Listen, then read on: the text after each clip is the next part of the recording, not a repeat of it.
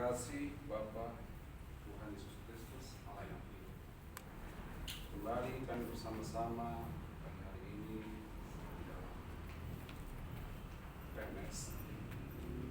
Pada saatnya kami akan bersama-sama belajar tentang kasih yang Tuhan ajarkan kepada kami, bahkan Rasul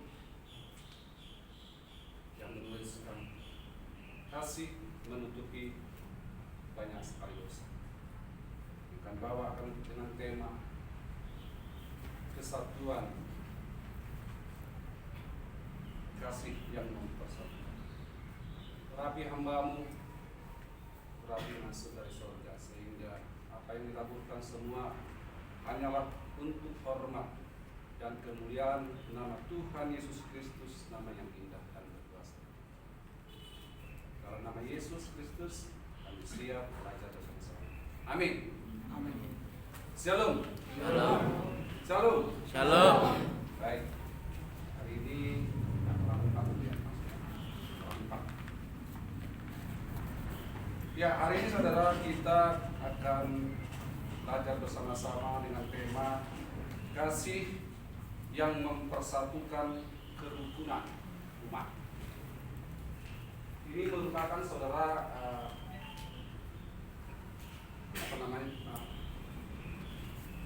seminar ya, PKM. Waktu ketika saya melakukan PKM seminggu yang lalu di Jawa Tengah, Ungaran.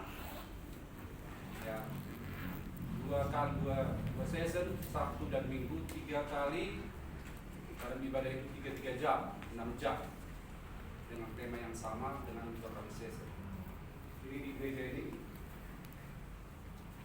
Jadi harus lihat tampilannya supaya sah ya. Saya sebagai apa? Sedang melakukan PKM, bukan sedang berkhotbah di sana ataupun cari PK kan gitu ya. Kita yang meminta maka diundang. Kalau mereka undang kita dapat PK. Tapi kalau kita yang meminta berarti kita biaya sendiri. Mantap saudara. Tolnya saja 500.000 kurang 50.000. Tol sekali jalan. Pulang pergi hampir 1 juta.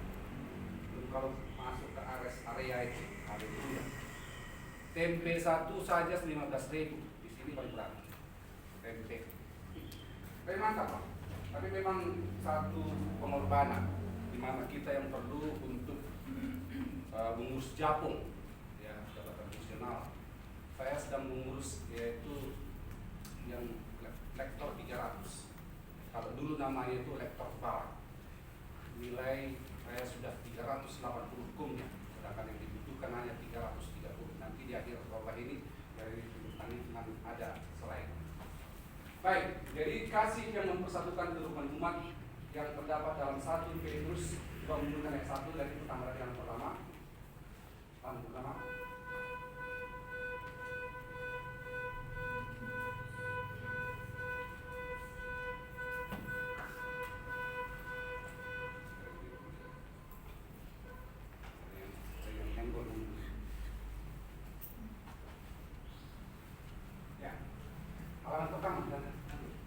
Slide pertama. Jadi supaya kita bersama-sama jadi ini ada undangannya. Kepada yang terhormat Bapak Dr. Dedikasi Obi, ini lanjutin. Di sini ada undangan mereka yang membawa. Lalu ini saya ajukan kepada lembaga. Terus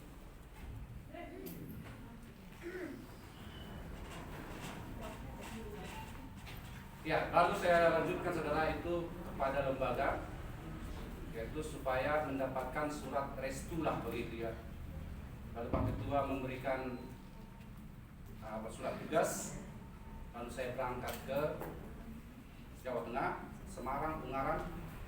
Itu selama 1 hari perjalanan,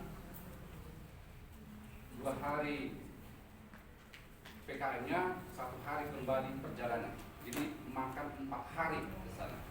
Padahal izin saya hanya 2 hari. Baik.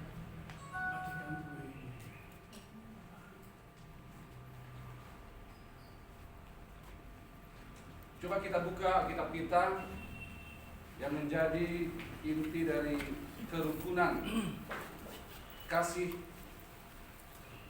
di dalam 1 Petrus 4 ayat 7 sampai 9. Mari mahasiswa, saya jemput berdiri, hanya mahasiswa saja. Aku juga mahasiswa. Ya. Kita akan bersama-sama membacakannya mulai ayat 7 di hitungan yang ketiga. Katakan amin kalau sudah siap. Amin. 1 Petrus 4 ayat 7 sampai 9. Lembaga Alkitab Indonesia memberi tema hidup orang Kristen. 3, 2, 1. Kesudahan segala sesuatu sudah dekat. Karena itu kuasailah dirimu dan jadilah tenang, supaya kamu dapat berdoa. Tetapi yang terutama, kasihilah sungguh-sungguh seorang akan yang lain, sebab kasih menutupi banyak sekali dosa. Berilah tumpangan seorang akan yang lain dengan tidak bersungut-sungut. Amin. Baik saudara, kalau di dalam bahasa daerahnya dikatakan Panton de los Anglican Suramak Sate Ton Sin Pinate ayat 8-nya Pro Panton de Tes Austos Agape Ektene Kontes Hoti Agape Kalupsei Kontes Hamation 9-nya Philo Senoinis Alalaus Au Gunanimon. Nah, kalau saudara yang baca bahasa Yunani, nah ini laptopnya berarti kita buruk. Sudah buruk kita bisa baca. Jadi keywordnya saudara adalah 3, kasih kerukunan umat dan dosa. Ini yang dibahas di dalam, karena ini akan menjadi jurnal nanti. Next, kita bacakan. Tidak ada berapa itu abstraknya? Kalau nggak salah ini. Jadi di sana begini kok banyak, karena ini kan PKN. Jadi sudah bentuk jurnal. Ya. Abstrak dari pembahasan ini adalah tentang kasih. Karakteristik kekristenan adalah kasih. Untuk melakukan kasih merupakan kewajiban dan tanggung jawab sebagai pengikut Kristus. Garis bawahi, pengikut Kristus. Kewajiban dan tanggung jawab. Di dalam kasih ada persatuan, kerukunan, baik keluarga, individu secara personal, bertetangga, kerabat, maupun bangsa dan negara. Kasih yang mempersatukan umat di dalamnya ada dibutuhkan satu tindakan real, nyata. Saling menghormati, ini disebut tenggang rasa. Kemudian saling menghargai, saling memberi rasa juga. Peduli seorang akan yang lain, menghormati pemerintah, dan taat kepada Undang-Undang Dasar 45 dan Pancasila. Pasal 39. Karena 29. Kasih yang mempersatukan kerukunan umat ada saling menghargai percaya masing-masing, saling toleransi antar sesama anak bangsa, dapat bersinergi untuk membangun kebinekaan dalam gereja disebut oikumene, dan suku atau suku ras dan bangsa sesuai termaktub di dalam pasal 29 Undang-Undang Dasar 45. Next. Jadi demikian saudara abstraknya. Jadi abstrak setelah itu ada namanya keyword, kata kunci begitu ya. Dan dalam struktur membuat jurnal itu ada 3 poin yang dibahas adalah kasih, kerukunan umat, dan menutupi dosa. Next. Nah, pendahuluan saudara. Di dalam bahasa Yunani itu ada dikenal 4 kasih. Ya, yang pertama adalah filia dulu. Ya. Filia itu seperti kasih seorang tentara, polisi, setia kawan, rela berkorban demi kawannya, demi sesama umat, sesama gereja, sesama sinode, atau sesama angkatan dalam university ataupun kampus seperti STT, alumni dengan mahasiswa ada kekompakan batin karena merasa kakak kelas dan adik kelas, ada toleransi sehingga kakaknya datang bawa sesuatu, bantu bawa gitar, bawa apa begitu, Itu disebut filia. Bukan kasih filia. Filia itu kasih. Jadi kalau kasih filia namanya filia. Kasih agape atau kasih. Jadi itu namanya filia. Sedangkan storge itu, storge saya saudara ada di rumah. Istri saya. Dengan anak-anak saya. Nah, walaupun saudara-saudara mahasiswa memanggil saya Pak Birdi, Papa, saudara bukan storge saya, filia. Tak ada hubungan darah saya dengan saudara. Yang ada adalah hubungan sosial saja. Maka disebut hubungan darah itu adalah storge. Sedangkan eros saya juga ada di rumah. My wife, istri saya. Itu hanya itu saja eros saya. Anak tidak termasuk eros. Hati-hati. Karena eros itu adalah nafsu.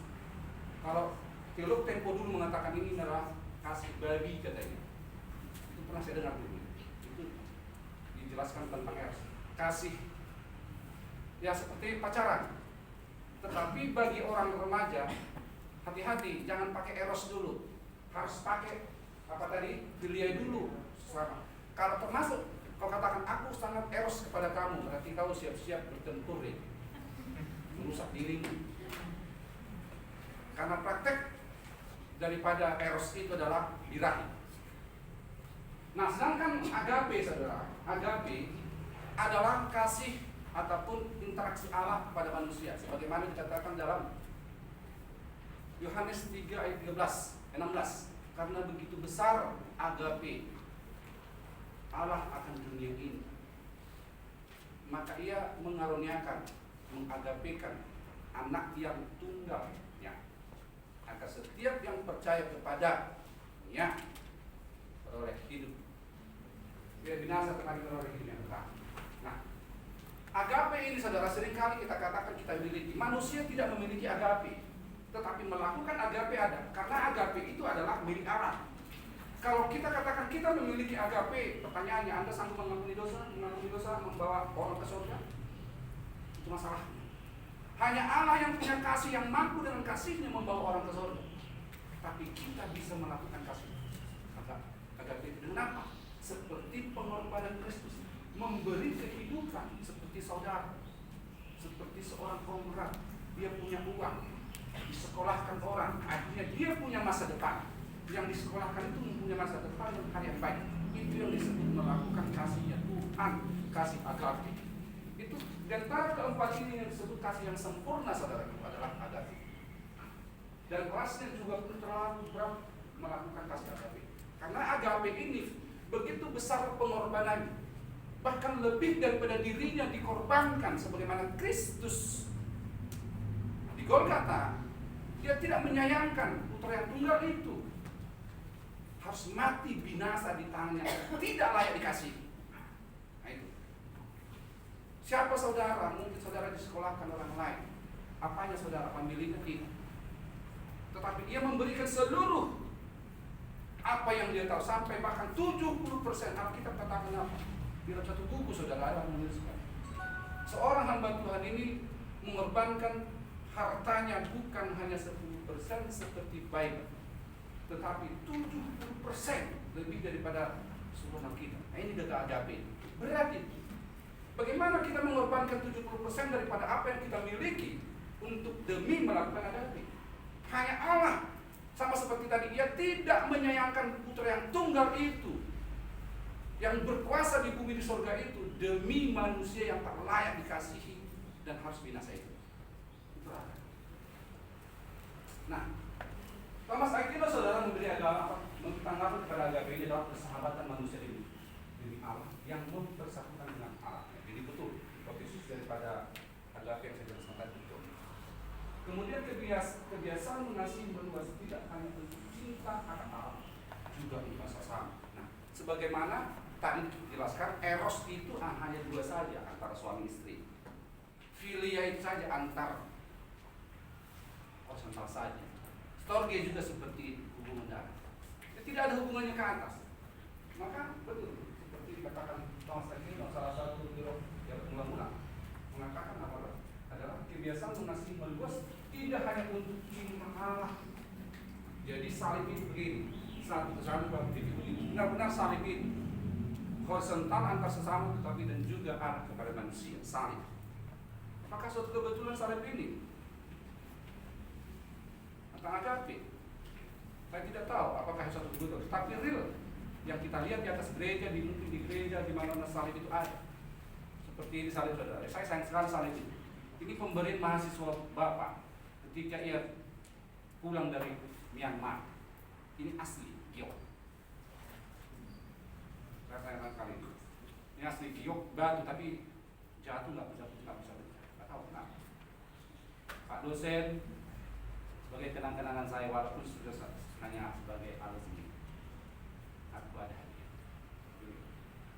Haleluya. Haleluya. Jadi salib seperti ini kita nggak tahu saudara. Kenapa harus ada vertikalnya, ada horizontalnya? Adakah hubungannya seperti yang dikatakan Thomas Aquino, mengasihi Allah ke atas dan ke bawah dan sesama?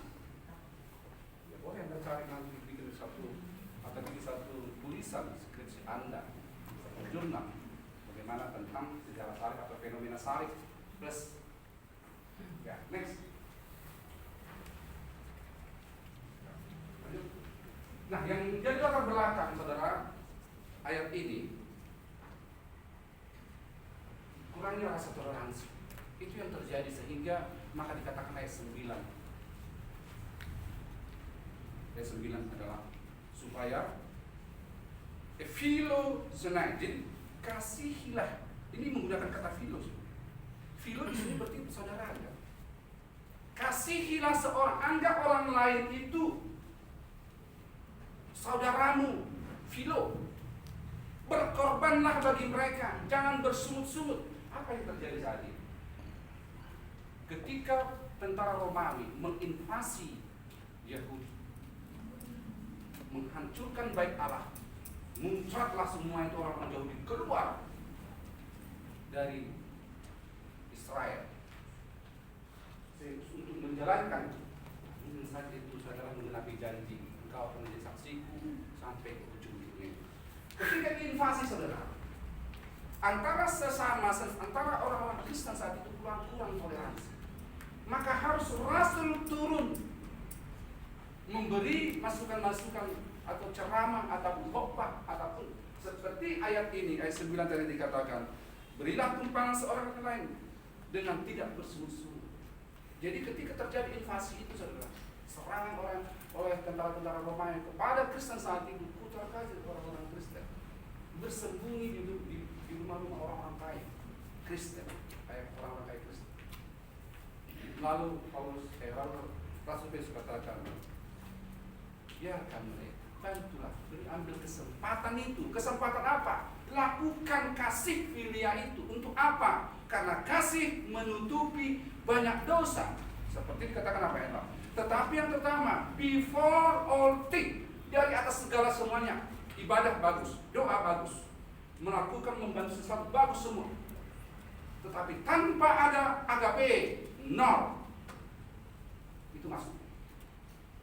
Kasih itu menutupi banyak sekali dosa. Kutuk. Seperti ini dosa saudara. Kutuk. Bukan berarti tatkala saudara melakukan kalupto itu sama dengan menghapus, no. Jatuhnya harus kepada Yesus nanti. Karena hanya Yesus saja yang mampu menghapus dosa, maka bermuara kepada Yesus. Kalau kasih dilakukan di luar Kristus, tidak berlaku. Karena kita hanya bisa menutupi, memaafkan, mengampuni. Dosa itu tetap ada. Tapi siapa yang menanggung itu tatkala sudah terjadi restorasi? Dia yang di kayu salib yang mati. Maka harus ada jalan salib itu. Saudara terima di dalam kehidupan. Kalau tidak, no way. Itu masuk daripada Rasul Petrus. Tetapi yang pertama, kasihilah seorang akan lain.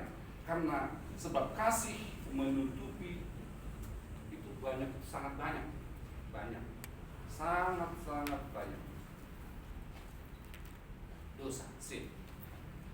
Pokok permasalahan saudara, itu tadi kan latar belakang yang terjadi invasi dan persoalan dia dari mula-mula di sana banyak sekali himpitan ekonomi, sosial itu sudah tidak ada jalan baik.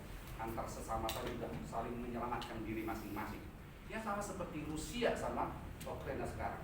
Ketika seorang jemaat bertanya kepada saya, Pak, di mana persoalan mereka? Mana yang perlu kita doakan? Dua-dua doakan, dua-dua tidak doakan kalau tidak didoakan.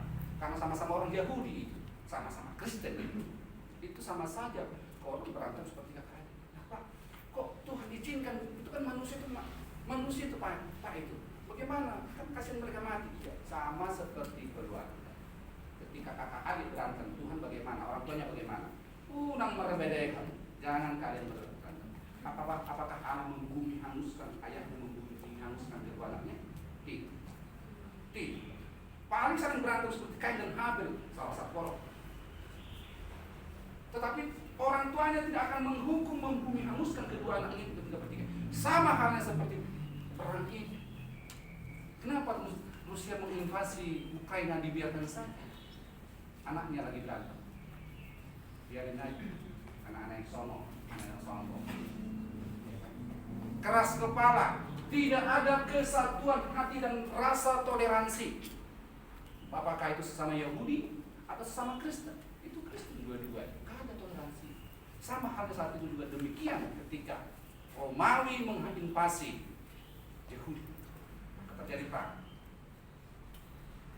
Pokok permasalahan aniaya dalam gereja mula-mula dan umat Tuhan sangat menderita karena sendiri kehidupan, karena kehidupan mereka sendiri dalam kehidupan.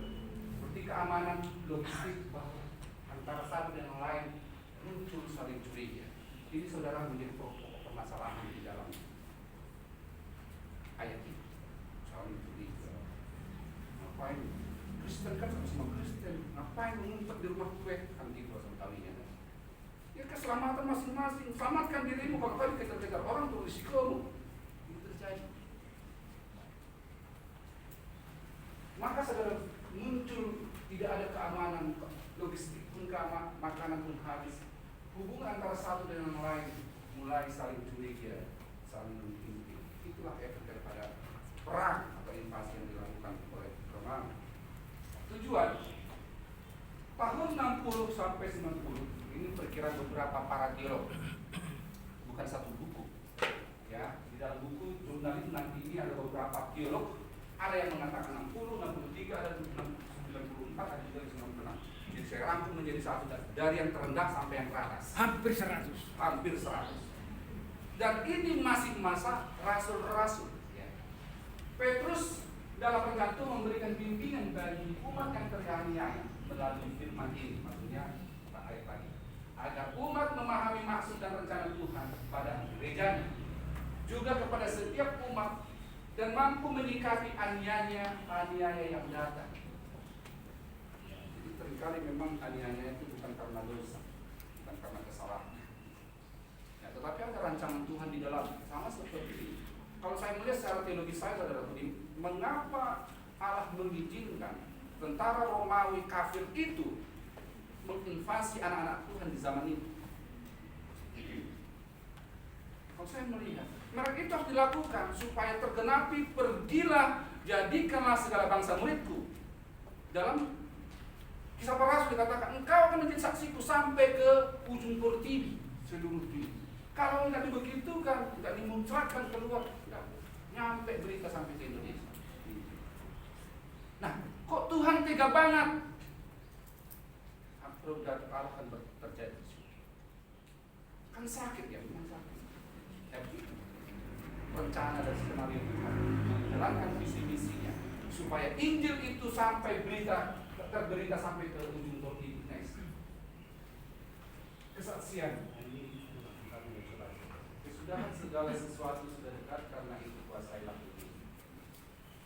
Jadi seperti tadi saudara sudah saya jelaskan di sana bahwa semua itu penting di dalam kehidupan ini, penting kehidupan ini. Tetapi ada yang lebih penting. Segala sesuatu apa yang kita lakukan, tindakan yang kita lakukan, percakapan yang kita lakukan, kerja yang kita lakukan, apa lagi dan lain-lain. Semua itu kalau tidak ada agape, perlu dipertanyakan. Hipotesisnya iya atau tidak? Sungguhkah Anda hipotesisnya? Sungguhkah Anda mengasihi Tuhan? Atau hanya label doang, Kristen dan salib gede-gede? Anda kalau segala akan akhir zaman. Bukan berakhir zaman. Segala sesuatu sudah dekat. Anda itu sudah mau mati. Itu perang ini kita tidak invasi. Ngapain lagi gontok-gontokan satu dengan kompak dong? Udah hancur ini. Lihat, dia begitu ditolak. Masih gontok-gontokan tidak akan jadi. Harus bersatu, tenaga harus disatukan. Sama seperti kata, segala sesuatu dekat, hancur. Lu kok masih aja, masih aku Kristen, kau tidak Kristen, kau benar-benar pengikut Kristus, aku tidak.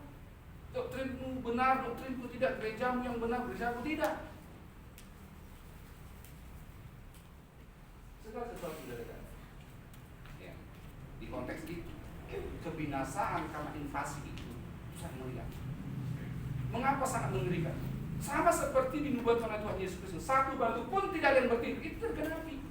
Bayangkan saudara, Bait Allah yang begitu megah, simbol kejayaan, simbol kemakmuran, simbol harga diri satu bangsa atau suku ras saat itu ya, terangkat jadi tanah. Sampai ke akar-akarnya nyungsap itu Yahudi. Segala sesuatu sudah dekat. Karena itu kuasailah diri, itu termasuk tadi. Kita saling botol-botol, saling membenarkan, saling menyalahkan. Udah dua-duanya udah mau mati gitu loh. Masih ngotot-ngotot. Menang mana yang menang sama-sama mati nantinya. Itu maksudnya. Kuasai dirimu. Tenang, supaya tenang. Tujuannya kenapa kita menguasai diri? Supaya mampu melakukan agak PKI. Di sini kata berdoa adalah sebagai kata penunjang. Bagaimana mungkin mau berdoa perlu tombak dari kau? Baik Allah udah hancur, mau di mana sembahyang lagi? Nggak ada tempat lagi untuk sembahyang. Untuk berbincang-bincang sudah tidak ada lagi. Berdoa, napas sudah sedikit di sini. Supaya kau sanggup melakukan kasih itu. Itu harapan yang terakhir. Karena kalau kau melakukan kasih itu, dosa-dosamu terampuni, ditutupi. Kalau itu seperti ayat belakang tadi, kasih banyak panas. Jadi saudara pun dalam hidup kita ini, ya, kalau dapatkan jabatan pendeta apa itu gampang sekali. Datang ke gereja boleh nggak Pak? Saya jadi pejabat gereja, saya bayar Pak. Bayar apa? Bapak nih 5 juta saya kasih. Tapi saya langsung PDP. Untuk apa? Supaya saya mau pindah ke gereja yang lain. Kalau dibuat dari PDP, nanti kami tidak diturunkan jadi PDF. Artinya ini benar. Mulai awalnya tergius. Saya lagi bangun gereja, butuh dana, butuh AC, butuh parkiran. Wah, menggoda, sangat menggoda. 10 juta hanya selembar doang, tanpa minta penabisan di depan jemaat. Tapi saya pikir-pikir kembali, kalau ini aku lakukan, padahal gereja ini aku lakukan walaupun siap-siap, karena memang sudah didoakan aku di sini dan memimpin ini, maka harus melakukan ini. Sekali besit terdengar nanti itu, ini alumni, ini pendeta dari GBR, dilihat nanti, jangan-jangan dia orang yang mualaf. Saya lakukan begitu. Saya mantan pendeta, lihat nih gereja nih, Peter Roh Kudus, waduh, hancurlah itu gereja, ada kata 10 juta. Mualaf gitu. Mualaf, pasti mualaf itu. Karena banyak pendeta yang mualaf itu yang mengaku pendeta itu, mengaku apa? Tidak ada sertifikatnya. Ketika dibuktikan tidak ada. Akhirnya di kemudian ditambah begituan. Ketika saya lihat ada di YouTube mengaku-ngaku jadi pendeta, haleluya. Hancur gereja dari seandainya aku mau yang 10 juta. Nah, tetapi saudara, apabila dikatakan tidak ada kasih, nah ini, tetapi yang terutama kasihilah sungguh-sungguh seorang akan lain. Jadi kata sungguh-sungguh juga di sini saudaraku ada apa? Bukan sekadar saja, bukan hanya simbol saja, bukan gelar berbicara di sana, bukan berbicara, gelar, pengalaman. Tapi bagaimana hatimu mempersembahkan kepada Tuhan seperti persembahan kamu kita menaruh kasih. Maka banyak sekali saya lihat orang yang dermawan, yang penuh kasih, umurnya panjang. Kenapa? Banyak menangisi dia kalau dia langsung dipanggil Tuhan. Apa Tuhan katakan? Ketika dia minta Tuhan pulang aja, sudah sakit enggak? Masih banyak yang perlu kau kerjakan. Akhirnya Tuhan katakan apa? Udah lakukan. Tetapi ada juga pendeta saudara, belum 50 tahun sudah innalillahi. Ada juga pendeta yang jatuh dari mimbar. Pengalaman pernah saya sendiri saksi juga. Ketika seorang itu merampas gereja yang didirikan orang saya, dia tabiskan dirinya sebagai ketua umum. Saya menjadi ketua umum. Langsung begini. Terus jatuh, dibawa ke rumah sakit, mati, dipaltak suruh-suruhan katanya. Tergenapi ada air, dipaltak suruh-suruhan. Berani-berani mengaku ketua tanpa ada mekanisme. Itulah yang gereja yang saya pimpin sekarang. Jadi itu bukan di sana, maka saya ambil. Jadi itu makanya harus saya di sana. Kalau keluar saya dari sana itu rebutan itu gereja itu. Abang-abangku tidak ada yang mau, adikku tidak ada yang mau. Apa itu? Rebutan, akhirnya berdarah-darah di Sumatera, berdarah-darah. Rebutan inventaris. Lalu ketika kami ditemukan di depan agama oleh Bapak Janus Pamalit, saya katakan kepada dia, Bapak Mahias, seperti tanah siapapun antara kalian menggarap tanah ini, RT RW lurah tahu kalian tempatnya di situ. Ketika ahli waris datang, mikir, saya lah ahli waris. Saya ambil lagi. Maka ada orang GBR 3 Bonosari, pusat ini, enak banget. Nah itu harus dinetralisir. Kalau tidak, setelah terusnya berdarah-darah. Setelah itu saudara, memang mereka pada keluar semua yang tadi yang berdarah-darah itu. Tapi paling tidak sudah mulai dinetralisir dan tidak akan terjadi lagi berdarah-darah rebutan inventaris. Akhirnya dilema bagi saya. Ini gereja seperti mati,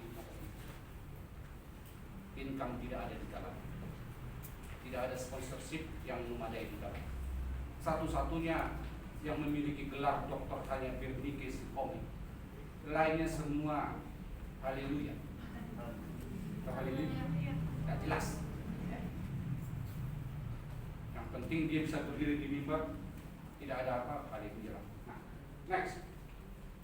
Kemudian saudara, tetapi yang terutama, before all things, pro panton.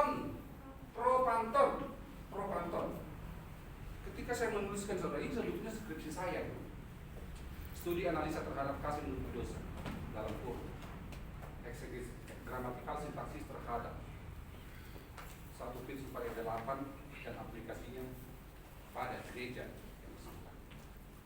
Jadi studi analisa saat ini. Nah, ketika saya teliti saudara Prof. Anton ini, tetapi yang terutama, kenapa nggak di dalam PB, KPL disebutkan Prof. Anton? Kok di dalam perjanjian baru, dan itu pun Rasul yang mengucapkan? Kok nggak Yesus? Kok nggak Allah, YHWH, atau Adonai di zaman itu? Tapi kenapa harus Rasul? Lalu saya pelajari saudara, ternyata Rasul itu adalah kepanjangan lidah dan tangan dan mata Tuhan.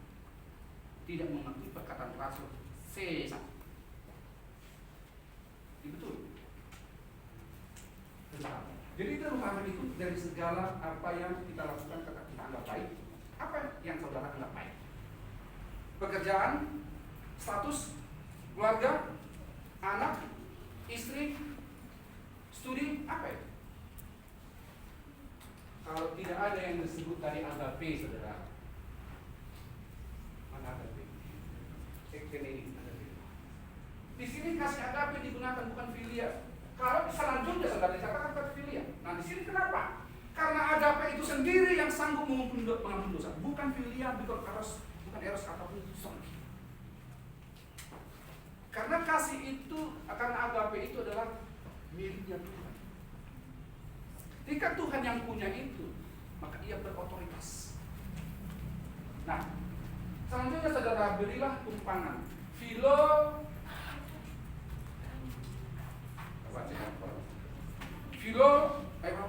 Philonesis es alelos. kasihilah seorang dan semuanya, ya, dan kasihilah seorang akan yang lain. Eun go gamen. Jadi kasihilah seseorang itu, orang banyak, ya, dengan tidak murhi. Kalau cemberut begini ya namanya. Sebetulnya itu cemberut sebetulnya aslinya. Murhi kata bahasa Batak. Saya lihat dalam bahasa Bataknya, Alkitabnya, mutung. Tahu nggak mutung? Gosong. Gosong. Apa ya mutungnya? Untuk mutung itu bohim katanya. Cemberut. Cemberut itu sambil berpete-pete itu artinya apa ya? Cemberut tapi sambil bersungut-sungut, rasa kesal, itu komplit gitu. Itu maksudnya. Saudara, kata gigomena, mutung, tentang bersungut-sungut, tapi dibarengi dengan hati yang bersih, tulus, ikhlas. Karena pakai lapat korban. Jadi ulang mulut. Ya. Jadi saya bilang kasihilah seorang akan yang lain, ataupun kasihilah mereka seperti kasih persaudaraan. Ini tidak jauh, dan tentu ini sama dengan di dalam dasar kita, saudaraku, yang mana? Kasihilah Tuhan Allahmu dengan segenap hatimu, terus dan kasihilah sesamamu seperti dirimu sendiri. Filo. Jadi kasih horizontal itu seperti dirimu sendiri kau mengasihi, kasih juga orang lain. Jadi acuannya bukan kepada Allah, karena kata digunakan adalah filo. Ini adalah bentuk daripada jam. Kalian sekarang juga, kalian sekarang juga, jangan tunggu besok, karena ini lakukan. Berikanlah tumpangan seorang akan yang lain. Kenapa nggak besok? Karena udah dikejar-kejar, udah kelaparan. Saat ini juga lakukan kasih itu dengan ikhlas. Nggak ada tapi nggak ada lagi. Hari ini juga. Kalau saudara nanti lihat di dalam analytical sintaksisnya, ya, dalam bukunya ini perpustakaan ada daripada ayat ini. Kini aktif, present, sekarang. Saudaraku, masuk. Saya dengar. Kasih yang mempersatukan apa yang sudah berbuat wujud kasih mempersatukan ada di penguasaan diri dengan sini. Ketika tidak ada penguasaan diri seperti yang dialami oleh para umat-umat Yahudi atau anak-anak Tuhan di zaman itu, masa Petrus, contoh-contohkan lah apalah, sudah tahu bahwa mati, sama-sama mati, sudah dihancur-hancurin keluarganya, rumahnya, kampung halamannya, masih berdebat-debat, masih cari-cari pembenaran dirinya Kristen yang benar, tidak mampu lagi, tidak memiliki penguasaan diri, telah berhikmat karena segala sesuatu sudah dekat. Jadi artinya kalau dalam bahasa sehari-hari begini, yuk kita satukan tenaga kita, satukan persepsi kita, yuk bergandengan tangan. Kita ini sudah dalam keadaan kritis. Jangan lihat siapa kau ketua sinode, kau siapa, tidak begitu lagi. Lihat persoalan yang ada. Napas sudah di kerongkongan, karena sudah ada invasi. Yuk kita sama-sama bergerak bagaimana untuk menyelesaikan. Perlu ada penguasaan diri ketika masuk ke dalam ranah hikmah. Maka orang berhikmat ada di kepalanya, sedangkan orang bodoh, ini dibandingnya ya, sebagai sudut bandingnya. Maka orang berhikmat ada di kepalanya, bukan di dengkulnya. Maka seringkali banyak orang berbicara keluarnya dari dengkul. Tapi kita mengatakan apa? Kita mengatakan apa? Mata orang berhikmat ada di kepalanya. Matanya katanya ada di kepalanya, bukan di sini lagi. Karena pikiran itu bisa membaca, menerawang hati, perasaan, situasi tanpa menggunakan mata, sudah bisa terawang akan terjadi nanti begini. Maka dikatakan mata orang yang berhikmat ada di kepalanya, sedangkan orang bodoh berjalan dengan kegelapan, tetapi aku tahu bahwa nasib yang sama itu menimpa mereka semua. Udah di ujung tanduk sama-sama dilintasi, masih cari-cari kebenaran. Lihat, hancur kita, nggak ada begitu. Maka sesuai dengan ayat ini. Dan berjaga-jaga. Ketika tidak ada penguasaan diri, maka dampak tidak ada hikmah. Yang kedua, tidak percaya. Di dalam kehidupan saat ini berbangsa dan negara, kadrun itu. Nah, seolah-olah mereka itu sudah melakukan sesuatu untuk bangsa ini. Padahal ketika mereka berorasi, hanyalah orasi-orasi kontradiktif yang membuat telinga orang sakit terkadang. Pembenaran diri, mana yang tidak tahu lagi mengerti mana yang baik yang sudah dikerjakan dan tidak dikerjakan. Maka tetaplah berjaga-jaga, karena itu kuasai dirimu. Jangan seperti kadrun. Nah, itu maksudnya. Kurangnya penguasaan diri itu maka jadi kadrun. Seolah-olah sudah memberi sesuatu untuk negara ini, tetapi yang terjadi adalah merongrong. Kenapa? Karena tidak ada penguasaan diri. Penghafal katakan apa? Jagalah hati, jangan kau merai. Jagalah hati, lentera kasih ilahi. Ayat dan sini saudara. Ya. Amsal 23, Amsal 4. Walaupun itu lagunya seberang saudara jadi kita. Ayat ini. Jagalah hati dengan segala kewaspadaan karena disitulah terpakai. Kehidupan berbicara di sini adalah Amin. Nanti lagi lihat. Jagalah hati, jangan kau merai. Jagalah hati dan terangnya ilahi. Gitu ya. Next, yang kedua saudara. Ada? Bisa. Tetap fokus pada yang baik. Ya. Lompat ya. Benar sih ya. Oke, yang ketiga, tetaplah fokus pada yang baik. Sesudahan segala sesuatu sudah dekat, karena itu pasrahlah diri dan jadilah tenang supaya kamu damai. Jadi saudaraku seringkali kalau saya perhatikan ayat ini sudah sama-sama tahu dalam kritis, osanya nungadi, nafasnya sudah di sini, masih saling mencari pembenaran. Ya. Apa yang harus saya lakukan untuk lebih baik? Tidak ada terjadi di sini. Seharusnya, maka Rasul Petrus menunjukkan ada satu ide. Berikanlah tumpang salah satu solusi.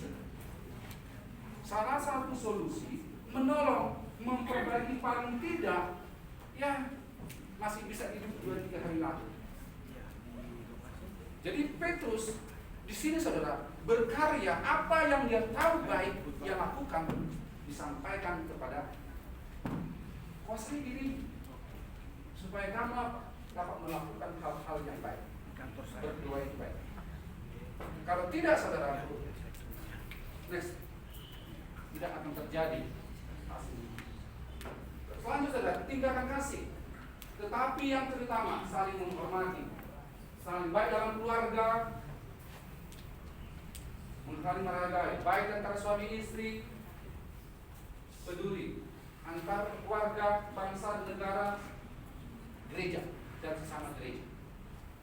Jadi seperti yang dikatakan dalam pasal 29 UUD 45, saling menghargai, menghormati, percaya satu dengan yang lain. Itu ada di dalam undang-undang hidup. Nah, itu harus kita angkat. Kristen harus lebih daripada undang-undang itu maksud daripada itu. Kristen harus lebih. Karena ini adalah perintah ataupun godokan daripada orang-orang KPA di DPR sana zaman ini. Tetapi kalau Kristen itu langsung otoritas dari Tuhan turun kepada Petrus.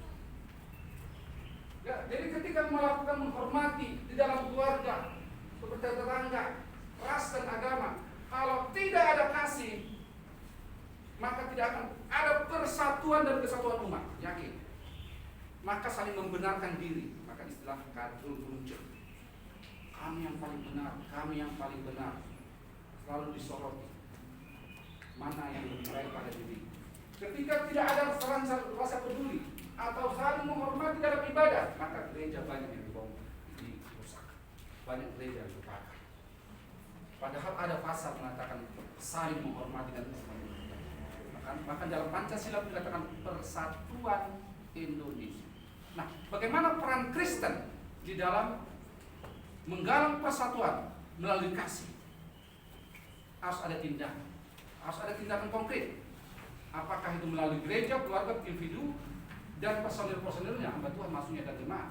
Itu harus dilakukan.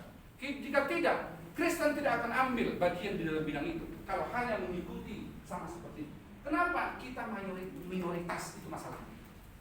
Kita harus menunjukkan kalau kita dari sisi suara tidak akan menang, jumlah populasi tidak menang, tetapi lebih daripada apa yang mereka lakukan, menjaga kesatuan, saling menghargai, peduli sama orang lain, menghargai pada orang lain, maka kita akan lebih sama seperti tadi. Maka Kristen itu berbicara tentang karakter sendiri. Ini yang dimaksud oleh Petrus.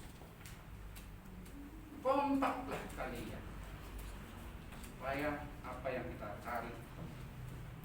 Sebenarnya saudara harus menjadi lifestyle, gaya hidup.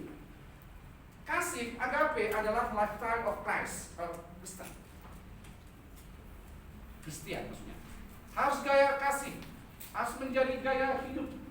Kasih itu gaya hidupnya orang Kristen. Karena kita kan di sini saudara ada apa? Ini sungguh-sungguh, sangat-sangat lakukan. Ada etik. Lalu, tetap memandang kepada Tuhan, ini masalahnya. Tatkala kita memandang kepada suku, memandang kepada agama, memandang kepada gelar yang kita miliki, memandang apa yang kita miliki, maka persatuan dan kesatuan itu adalah umat tidak akan pernah terjadi. Ujung-ujungnya melihat orang-orang yang di pihak kita. Tidak akan dapat kita benahi, kita tolong orang-orang yang tak layak seharusnya ditolong. Ini bagaimana Kristus. Tetapi saudara, di sini saudara pun seorang yang kenal lagi. Maksudnya di sini supaya kita tetap memandang. Ketika kita memandang kepada Tuhan itu, apakah itu suami istri, saling menghormati orang tua dan anak, mertua menantu, keluarga besar, tetangga, bangsa dan negara. Tatkala ada agape itu saudara, maka di situ terrealisasi Kristus bekerja. Dan lebih daripada Undang-Undang Dasar 45 tadi pasal yang 29 itu. Jadi bukan hanya sweet lips, bukan hanya slogan. Kami inilah negara satu kesatuan, persatuan Indonesia, tapi kesatuan tidak ada. Tanpa ada saudara melakukan seperti tadi, maka tidak akan terjadi persatuan dan kesatuan. Bagaimana peran sebagai warga contoh?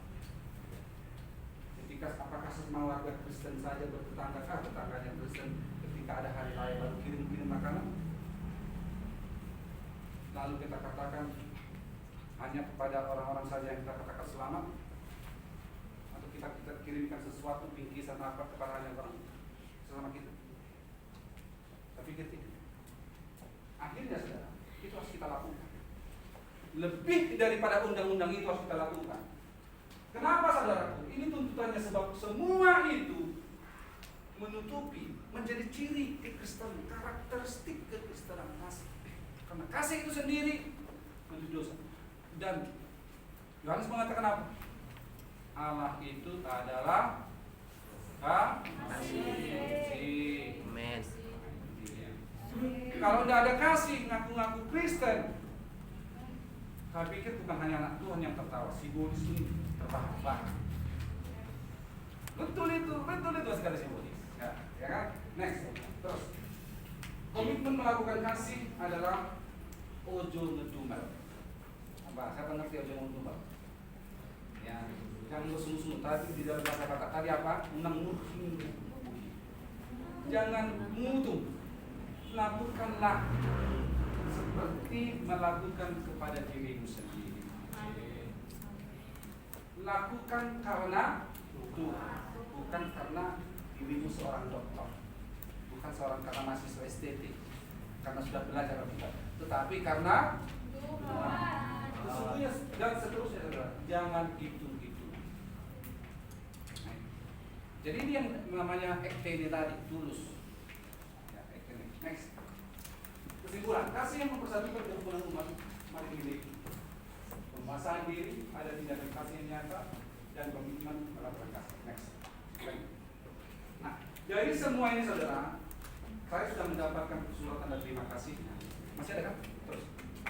Nah, setelah saya melihat jabung saya sudah daftarkan jabung saya yaitu lektor 300. Sekarang disebut lektor 300. Kalau kemarin itu katanya disebutkan ini lektor kepala. Saya sudah masuk sampai ke rekap. Kalau tidak salah, ya katanya siapa? Hanya Pak Bentigi doang yang sudah sampai ke sana. Ini sudah saya ajukan. Tolong bantu dalam supaya ada di kampus kita ini lektor kepala. Saya ingat saya ketemu dengan seorang ada keluarganya di Depok. Kita bincang-bincang, kenapa istri gitu? Ada nggak di sana yang lektor? Itu sangat mempengaruhi kan. Padahal saya saudara di sini, inilah kelupaan ini. Tanggal 1 Juli 2015 sudah lektor sebetulnya. 2015 yang lalu sudah lektor 200. Nah sekarang bantulah saya berdua. Next lagi. Ini nilai saya 380. Sedangkan yang dibutuhkan hanya 330 sebagai lektor kepala. Kiranya ini nanti bisa membantu saya tetap persembahkan untuk SDT. Karena menurut mereka dalam lembaga itu harus ada lektornya. Selama ini kita tidak ada lektor. Yang ada apa? Dosen, asisten dosen. Ya, jadi kita sama-sama saudara, saya mohon dukungan doanya. Saya sudah ajukan ini, sudah saya klik. Yang dibutuhkan hanya 330, padahal hukum saya 380. Berarti kalau ada yang salah-salah, saya sebagai ketua umum di GBR nilainya hanya 2. Dua doang. 2,2. Yang banyak itu adalah buku. Saya punya buku Bapak ada 4 itu sudah 80. Jurnal ada 3, 1 jurnal 15, 45, 80 tambah 45, 125 dalam penelitian. Baik saudara, jadi demikianlah kiranya semua ini menjadi berkat dan tolong bantu saya berdoa. Baik, mari kita berdoa. Terima kasih Tuhan Yesus Kristus. Kami bersama-sama Tuhan menunjukkan, belajar bersama-sama, mau menunjukkan kasih kami sebagaimana Tuhan kehendaki dalam kami. Kasih menutupi banyak sekali dosa. Dan kasih itu juga Tuhan mempersatukan umat. Sehingga ada di dalamnya toleransi, saling menghargai, saling menghormati seorang akan yang lain maupun kepercayaan yang lain. Biarlah Tuhan ini menjadi suatu pelajaran baik bagi kami dan termeterai dalam kehidupan kami. Diberkati hamba-Mu dan diberkati kami semua dalam nama Tuhan Yesus Kristus. Nama yang indah itu kami berdoa. Amin. Amin. Haleluya. Amin.